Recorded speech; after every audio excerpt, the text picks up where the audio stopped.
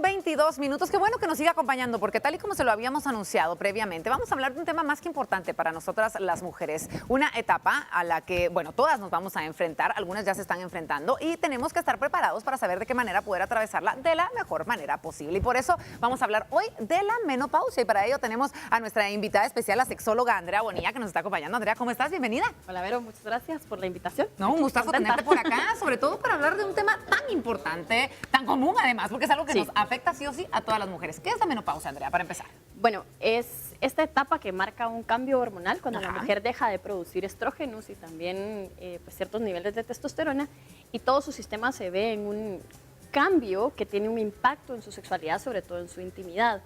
Pero mucho lo que tenemos es desinformación y creemos de que al entrar en esta etapa la mujer va a pasar una crisis por completo y su deseo sexual va a desaparecer y no necesariamente.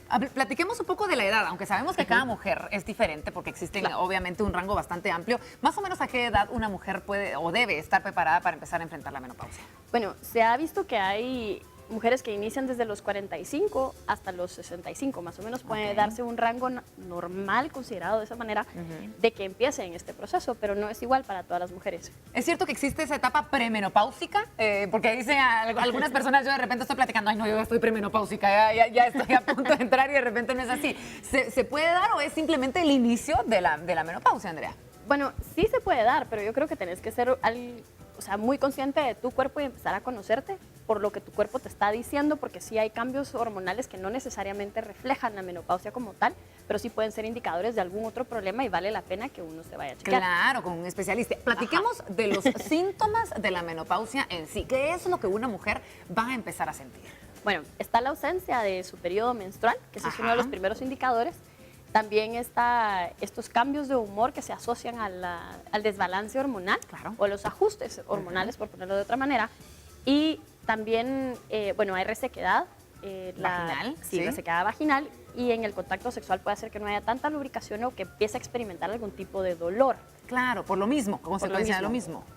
Y uno de los más comunes pues son estos calores. Los calores y las sudoraciones, sí, esos son como los más comunes para todas las mujeres. ¿Cuánto tiempo dura la menopausia? Porque no es algo que vamos a vivir, ay, bueno, este mes estoy con calores y los síntomas y ya mañana ya estoy como si nada. ¿Cuánto tiempo es lo más común, aunque cada mujer es diferente? Bueno, como tú dices, varía de cada mujer. Puede hacer un ajuste como de unos 5 años entre lo que también procesas, lo que emocionalmente conlleva.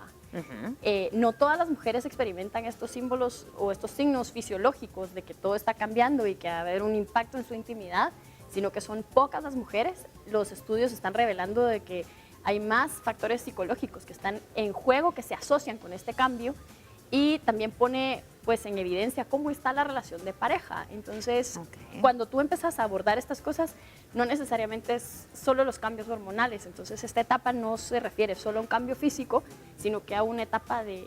¿Un cambio de vida? Sí, exactamente. Entonces, entre lo que tú te ajustas a estas cosas, el periodo se puede alargar. Creo que tocaste un tema más que importante y es el tema de parejas. ¿Cómo va a afectar la menopausia mis relaciones sexuales, mi vida sexual como mujer? ¿Qué es lo que debo hacer? ¿Cómo lo debo platicar con mi esposo? ¿Qué herramientas tengo para que mi vida sexual no se vea afectada? Bueno, primero hay una predisposición de que creemos de que la menopausia nos va a afectar a todas las mujeres y no necesariamente. ¿Suprime el deseo sexual?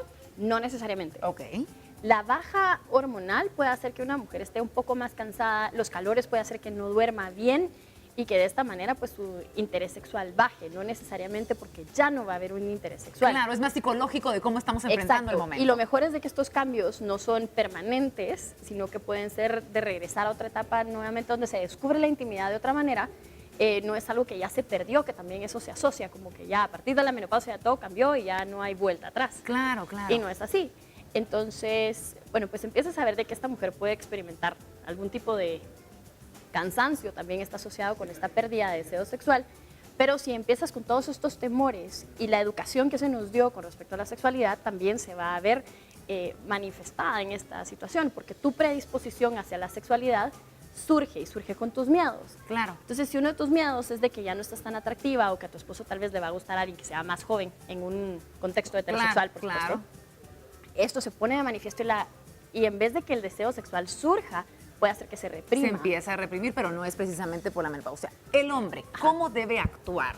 Porque nos ven muchos caballeros y si su esposa está enfrentando este momento, de repente van a haber momentos incómodos, de repente ya no se siente cómoda. ¿Cuál es el papel? ¿Qué debe hacer? ¿Qué consejo le damos al caballero para ayudar a su esposa? Yo creo que primero también tiene que ser alguien que está consciente de sus propios cambios.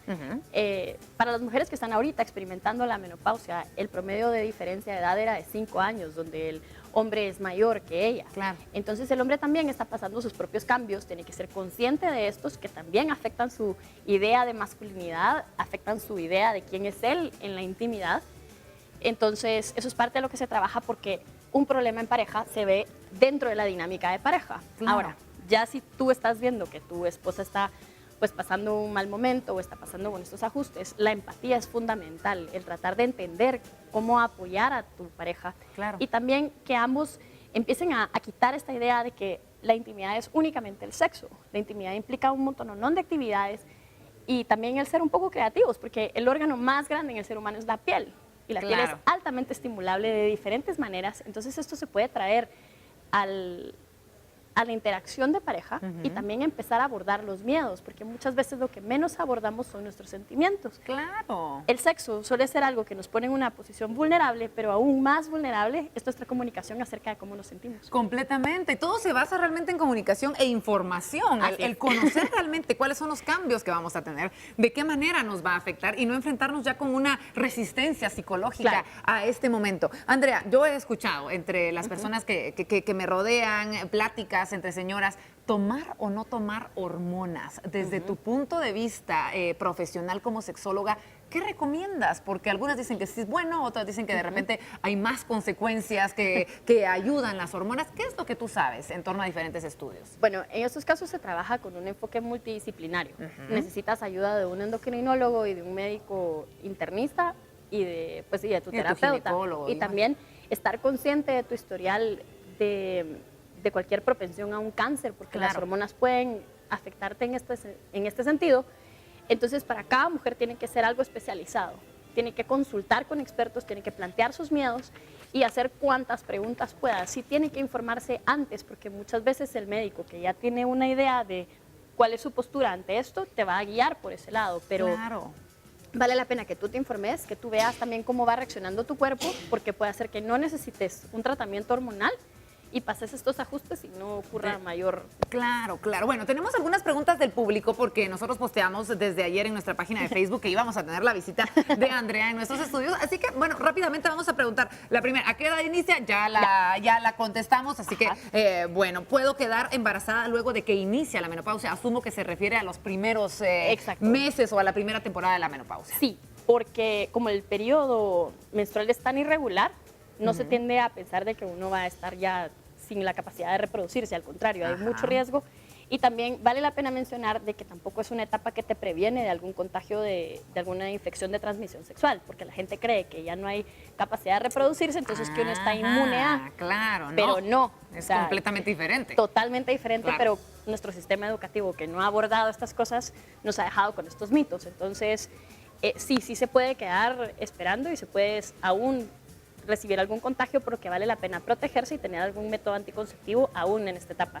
Bueno, otra de las preguntas que teníamos era si iba a afectar el deseo sexual de la persona. Ya lo contestamos, dijimos que no necesariamente, todo depende de cómo lo afectemos o lo enfrentemos psicológicamente. En el lado positivo, muchas mujeres, al ya saber que no va a haber un riesgo de un embarazo, empiezan a disfrutar mucho más su sexualidad y la intimidad en pareja, y también empiezan a conseguir mucho más seguridad en sí mismas, y esto hace que la dinámica en la intimidad y en el acto sexual en general cobre otra dimensión. Y vale la pena que uno cree que la belleza está asociada con qué tan sexual es uno y que la vejez no es un sinónimo de belleza. Uno va envejeciendo, el cuerpo todo el tiempo está cambiando y vale la pena explorarlo. Así como te dije que la piel es el órgano más grande que tiene el ser humano, es el órgano también que puede ir cambiando muchísimo más. Así es que todos los días Podemos vale la pena redescubrirnos. descubrir a la pareja. Sí, Exacto. excelente, Andrea. Muchísimas gracias, me encanta. Podríamos seguir hablando acá de todo lo relacionado a la sexualidad. Y bueno, esa es la idea, que con este segmento podamos ir tocando diferentes temas. Hoy hablando de la menopausia. Andrea, muchísimas gracias por estar con nosotros. A ti, Vero. Nuestra sexóloga Andrea Bonilla hablando y bueno, tratando de resolver lo más que podemos los temas de la menopausia. Y esté siempre pendiente de nuestras redes sociales, de Facebook específicamente, porque ahí estaremos posteando nuestros temas a tratar en vivo a la mañana y así poder resolver lo más que podamos cada una de las dudas que ustedes tengan. Tenemos que dar vuelta de página y sí, seguimos hablando con nuestros especialistas. Este día es importante para poder conocer datos relevantes para nuestra salud y hablamos de nutrición a continuación, así que ponga atención. Pollo Brujo.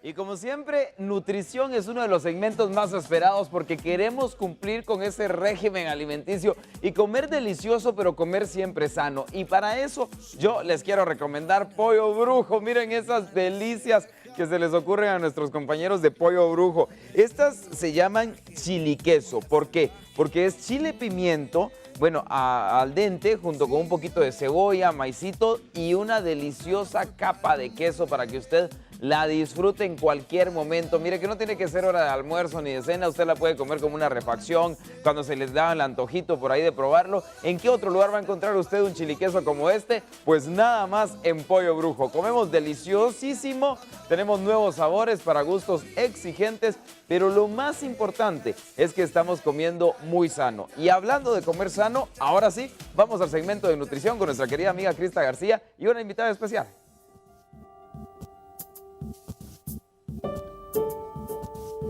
Gracias, mi querido Julio. Por acá estamos de este lado, listos para hablar de temas importantes, temas de nutrición y sobre todo poner cuestiones en la mesa que en algún momento se nos han presentado dudas o queremos conocer más información sobre ello. Tenemos que abocarnos a los especialistas y esta mañana me acompaña la licenciada Iris García, licenciada en nutrición. Bienvenida.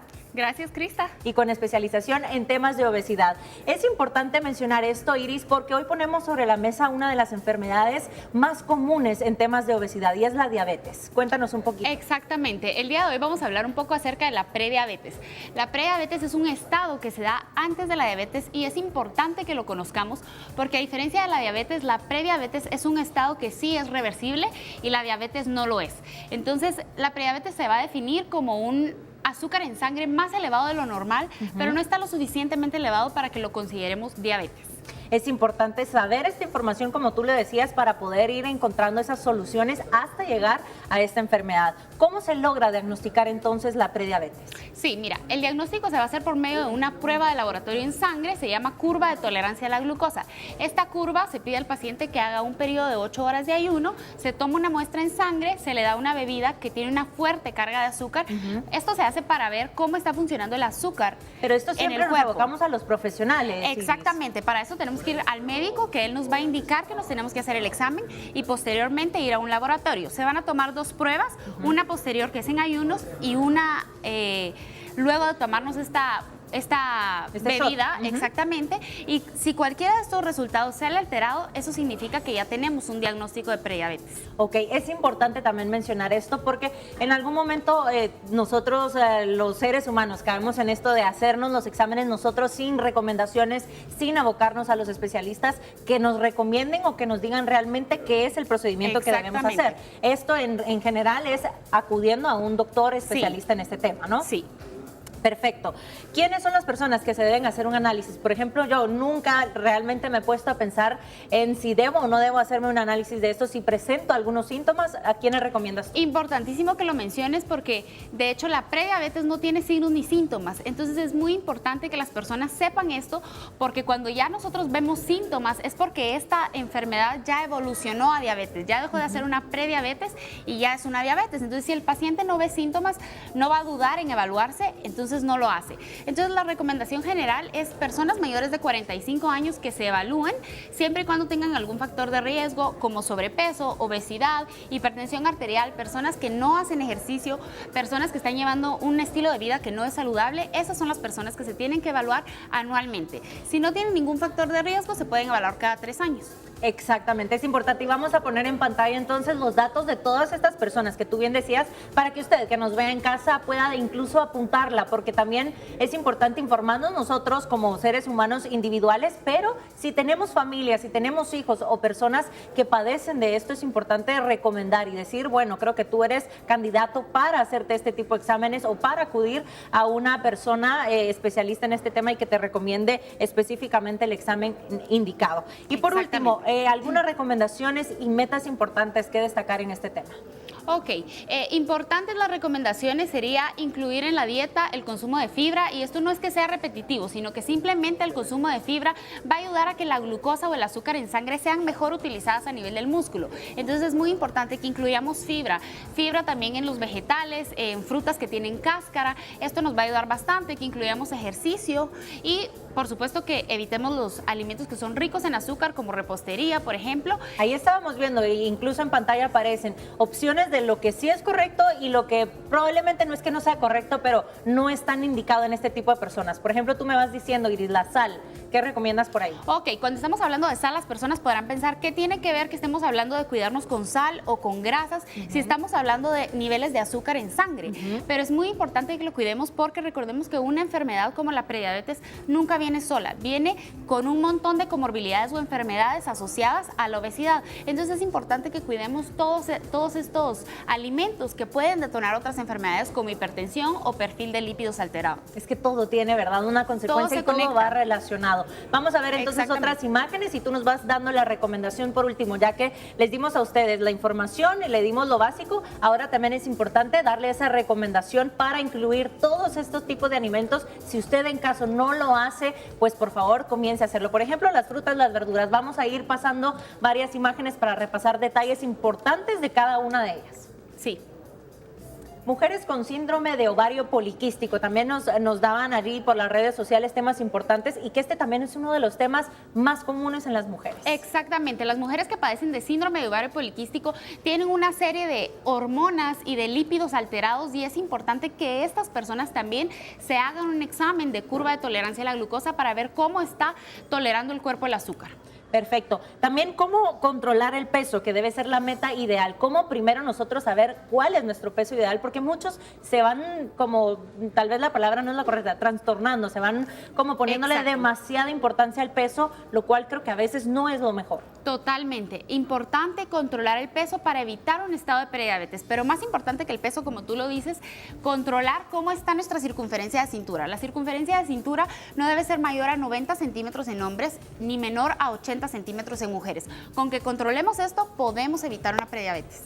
También estaban allí destacando en pantalla todas las personas que son mayores de 45 años y con factores de riesgo que son candidatos a hacerlo. Exactamente, estas son las personas que se tienen que hacer un examen de azúcar para ver cómo estamos, que los factores de riesgo son los que ya mencionábamos: obesidad, sobrepeso, malos hábitos de alimentación y sedentarismo.